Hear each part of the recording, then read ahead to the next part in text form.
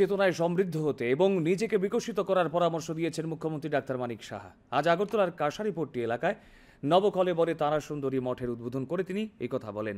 রাজন্য আমলের স্থাপত্যকে অক্ষুণ্ণ রেখে মাটি থেকে 8 ফুট উপরে তুলে 17 লক্ষ টাকা ব্যয়ে মন্দিরটি তৈরি করা হয়েছে। মুখ্যমন্ত্রী মন্দিরের আদি ইতিহাস তুলে ধরে বলেন, 2014 সালের পর সারা দেশে ভগবানের প্রতি মানুষের বিশ্বাস বেড়েছে। সনাতন ধর্ম আছে বলেই ভারতের সভ্যতা কৃষ্টি বেঁচে রয়েছে বলে উল্লেখ করেন মুখ্যমন্ত্রী।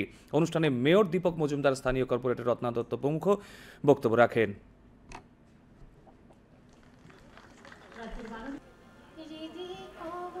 এবং আমি মনে করি এখানে মানুষ এখন কিন্তু একটা পবিত্র জায়গা হয়ে গেল, মহানামব্রত মন্দির।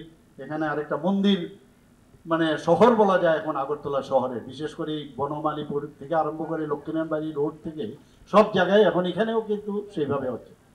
প্রধানমন্ত্রীজি বারবার বলছেন যে আমাদের যে পয়সাগুলো বিদেশে যায় সেইগুলো আমাদের রুখতে হবে। আমাদের ভারতবর্ষের মধ্যে এত সুন্দর জায়গা আছে, এত সুন্দর সুন্দর এই পর্যটনের ক্ষেত্র আছে, সেখানে যদি যায় এই পয়সাগুলো আমাদের এখানে জানে। আমি ত্রিপুরার মানুষকেই বলছি, আমরা এখানে ত্রিপুরাতে এত সুন্দর সুন্দর পর্যটনের জায়গা আছে, আমরাই নিজেদের জায়গা কিন্তু আমরা জানি।